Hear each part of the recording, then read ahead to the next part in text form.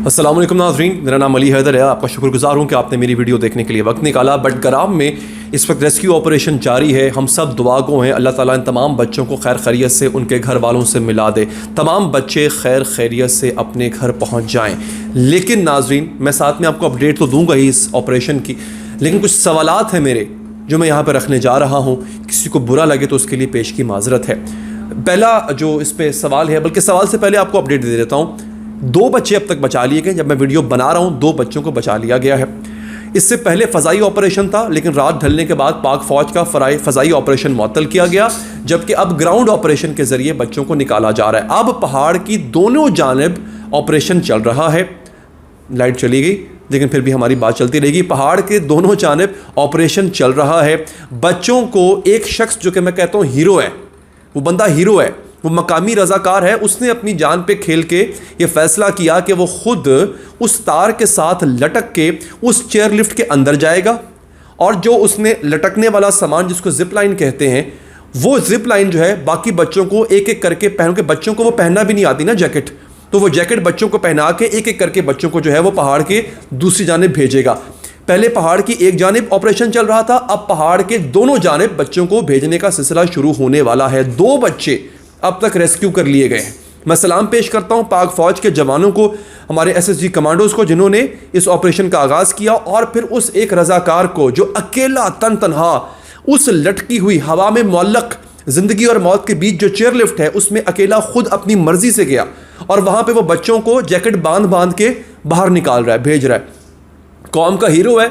इंशाल्लाह सारे बच्चे रेस्क्यू हो जाएंगे। जिस वक्त वो शख्स बाहर आए उसको कोई ना कोई बड़ा तमगा जो है, सिविल अवार्ड हमारा बहादुरी का, वो देना चाहिए। मैं सिफारिश कर रहा हूँ उसकी, आप लोग भी सिफारिश कीजिएगा। अब मेरे कुछ सवालात हैं नाज़रीन। सबसे पहला सवाल मेरा ये है कि पूरी दुनिया के अंदर जब ये चेयर लिफ्ट्स बनाई जाती हैं, उनके सेफ्टी प्रोटोकॉल्स भी बनाए जाते हैं कि खुदा ना खास्ता अगर कोई मसला हो गया। अब चेयर लिफ्ट के मसाइल क्या होते हैं? चेयर लिफ्ट के 2-4 मसाइल ही है ना। चलते चलते बीच राह में बंद हो जाएगी, उसकी तार टूट सकती है, चेयर लिफ्ट की कोई मोटर ख़राब हो सकती है, चेयर लिफ्ट की कोई पुली टूट सकती है। यही 2-4 मुमकिन ख़तरात होते हैं ना। तो उन ख़तरात जो कि पहले से पता होता है कि आ सकते हैं सामने, उनके लिए कोई सेफ्टी प्रोटोकॉल क्यों नहीं बनाया गया? हम तजुर्बे कर रहे थे बैठ के यहाँ पे। अब ये पाक फ़ौज का काम नहीं, ये ज़िला इंतज़ामिया का काम था। दूसरी बात, उन बच्चों की हालत कैसी है, वो बच्चे इस वक्त किस कंडीशन में, ये जानने के लिए माना कि हेलीकॉप्टर का इस्तेमाल नहीं कर सकते, क्योंकि हेलीकॉप्टर के जो रोटर्स होते हैं, जो उसके पंखे होते हैं, उसकी हवा का प्रेशर इतना ज़्यादा होता है कि उससे लिफ्ट और नीचे दबती है, उस पर वज़न पड़ता है। हम छोटे ड्रोन तो इस्तेमाल कर सकते हैं ना। बच्चों को खाना पहुंचाने के लिए ड्रोन का इस्तेमाल नहीं हो सकता था क्या? उन बच्चों के लिफ्ट के अंदर की कंडीशन कैसी है? वो जो कैमरे वाले ड्रोन जो मीडिया वालों के पास आम पाए जाते हैं आजकल, जिससे हम लोग कवरेज कर रहे होते हैं, वो ड्रोन उड़ा के उन बच्चों की हालत कैसी है लिफ्ट के अंदर, क्या देखा नहीं जा सकता था? बात भी की जा सकती थी उनसे। उनमें एक बच्चा ऐसा जिसकी हार्ट कंडीशन है, जिसको दिल का मसला है, दिल का आर्ज़ा है, वो बेहोश भी हो गया था, उस तक मेडिकल एड पहुंचाई जा सकती थी। उसकी हालत देखने के लिए ड्रोन का इस्तेमाल किया जा सकता था। सिचुएशन को मुसलसल मॉनिटर करने के लिए ड्रोन कैमरों का इस्तेमाल किया जा सकता था, क्यों नहीं किया गया? ये बहुत बड़ा सवाल है। उनके माँ बाप की क्या हालत हो रही है, अंदाज़ा है? चले ड्रोन की नेशनल टीवी पे मत दिखाते कि अंदर क्या सूरत हाल है, इंतज़ामिया को तो कम से कम पता होता। और उसके बाद ये भी अल्लाह भला करे पाक फ़ौज का, उन्होंने एक मकामी रज़ाकार ढूंढ निकाला जिसको पता था कि चेयर लिफ्ट के प्रॉब्लम्स अगर हो जाए तो कैसे सॉल्व करते हैं। हमारे पास कोई ऐसा डिपार्टमेंट ही नहीं है। और आप लोगों की इंफॉर्मेशन के लिए आपको बता दूं, ये बच्चे जो हैं ये तफरी के लिए चेयर लिफ्ट इस्तेमाल नहीं कर रहे थे। ये इनकी रोज़ की कम्यूट है, ये रोज़ का इनका आना जाना। ये बच्चे मदरसे में पढ़ते हैं जाके, ये इनके रोज़ का रास्ता है। ये पहाड़ी इलाकों के अंदर कई ऐसे पहाड़ ऐसे हैं जहाँ पे सड़क नहीं बन सकती, वहाँ के लोगों का रोज़ का आना जाना इन्हीं चेयर लिफ्टों के ज़रिए होता है। कोई ऐसी अथॉरिटी नहीं बनी हुई जो जाके देखे, चेयर लिफ्ट की मेंटेनेंस को मॉनिटर करे, उसकी तार को मॉनिटर करे कि तारें ठीक हैं कि नहीं है। हमारे पास कोई ऐसा एक्सपर्ट नहीं है, कोई ऐसी रेस्क्यू टीम तैयार नहीं की हुई कि अगर चीज़ें ख़राब हो जाएं, चेयर लिफ्ट ख़राब हो जाए या कोई हादसा पेश आ जाए तो फिर कैसे उसको अवॉइड किया, या कैसे उसमें मदद कैसे फराहम की जा सकती है। 1122 के रेस्क्यू एहलकार, जिस तरह वहाँ पे, यहाँ पे पंजाब में 1122 होती है, वहाँ पे कोई जो भी है, वो लोग मौजूद थे। आपको चाहते ना चाहते आपको पाक फ़ौज को तकलीफ देना पड़ी कि वो आए। हर काम के लिए वो आए। आप किस चीज़ की तनख्वाह लेते हो भाई? और सबसे बढ़ के मेरा सवाल यह है कि ये ऑपरेशन जो है, और भी बड़े ऐसे मामलात हैं कि जिनके ज़रिए ऑपरेशन हो सकता था, रिस्क फैक्टर्स को मिनिमाइज करके हो सकता था, और ज़िले इंतज़ामिया के पास इसका कोई जवाब नहीं होगा। आई एम श्योर कोई जवाब नहीं होगा।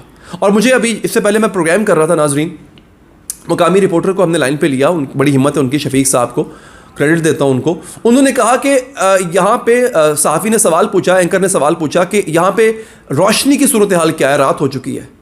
उसने कहा कि मकामी रज़ाकार जो आए हैं वो अपने साथ टॉर्च लाइटें लेकर आए हैं, यानी ज़िला इंतज़ामिया ने इस अंधेरे में वहाँ पे रोशनी भी फराहम नहीं की हुई। ये तो हालत है इनकी।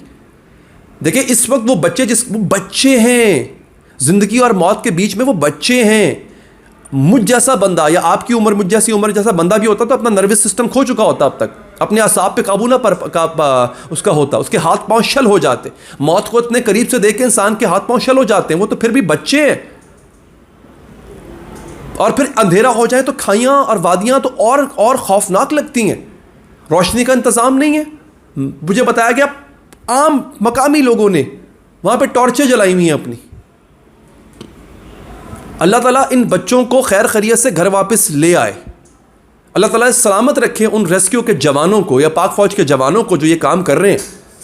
लेकिन ये जो बाबू और ज़िला इंतज़ामिया के लोग, ये ACDC, ये कौन, कहाँ है भाई? खैबर पख्तूनख्वा की गवर्नमेंट कहाँ है? ये तमाम फैसिलिटीज़ उनके पास होनी नहीं चाहिए थी, बेसिक फैसिलिटीज़। और एक और बात मैं करूँगा, जब ये इंशाल्लाह अल्लाह खैर करेगा, ये ऑपरेशन जो है वो कामयाब हो जाएगा, बच्चे सारे बाहर आ जाएंगे, अपने अपने घरों को जाएंगे, उसके बाद इन पहाड़ी इलाकों में मौजूद हर चेयर लिफ्ट का जायज़ा लिया जाना चाहिए। चेयर लिफ्ट के हादसा पहले भी बहुत दफ़ा हो चुके हुए हैं पाकिस्तान में। ये लाइसेंस शुदा नहीं होती, इन्हें कोई लाइसेंस, ये प्राइवेट होती हैं, ये हुकूमत के मातहत रेगुलेटेड नहीं होती हैं, ये ऐसी बस चल रही होती हैं। इन सब का जायज़ा लिया जाना चाहिए। इन सब को लाइसेंस तब इशू करने चाहिए जब ये सेफ्टी प्रोटोकॉल्स पर पूरे उतरते हो। कल को आप और मैं या हमारे बच्चे भी वहाँ पे फंस सकते हैं। प्लीज़ मेरे इस पैगाम को ज़्यादा से ज़्यादा शेयर कीजिएगा। अपना ख्याल रखिए। अल्लाह ने के बाद।